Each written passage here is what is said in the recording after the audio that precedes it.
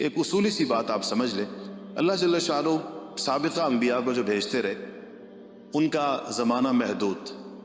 اور اسی زمانے کے اعتبار سے ان کی تعلیمات ہوا کرتی تھی. اس لیے آپ کچھ فروعی تعلیمات میں فرق آپ کو سنتے رہتے ہوں گے. آپ کی یہ چیز عیسائیت میں جائز تھی، اسلام میں جائز نہیں ہے، یہ چیز یہودیت میں جائز تھی، اسلام میں جائز نہیں. یہ لفظ آپ سنتے رہتے ہوں گے تو آپ کو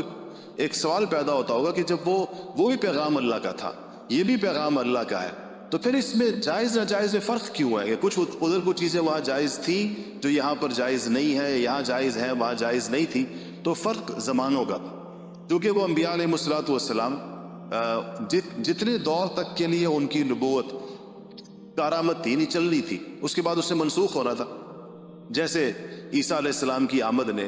حضرت موسیٰ علیہ السلام کی نبوت کو، ان کی شریعت کو، ان کی کتاب کو منسوخ کیا، اور اس کے بعد ایک کتاب عیسیٰ علیہ السلام کو دی گئی اور اسی کتاب کا چلن عام ہوا. اور عیسیٰ علیہ السلام کو جو کتاب دی گئی اس کا زمانہ بھی متعین تھا کہ یہ اس دن تک ہے جب تک کہ محمد مصطفیٰ صلی اللہ علیہ وسلم پر قرآن شریف کا نزول شروع نہیں ہو جاتا. جیسے ہی محمد مصطفیٰ صلی اللہ علیہ وسلم کو وحی ملے گی، عیسیٰ علیہ السلام کی نبوت بھی اور ان کی کتاب بھی دونوں پھر انسانی دنیا کے لیے ریلیونٹ نہیں رہیں گی. اللہ جل شانہ کی طرف سے اس کی تمام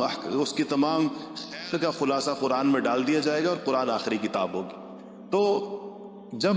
نبی کریم صلی اللہ علیہ وسلم کو جو دور دیا گیا ہے وہ قیامت تک کا، اس زمانے میں نبی اور نہیں آنا، آپ آخری نبی ہیں اور کسی اور نبی نے نہیں آنا. اس لیے آپ کے احوال میں، آپ کی کتاب میں، آپ کی سیرت میں، آپ کی سنت میں، آپ کی شریعت میں قیامت تک کے زمانے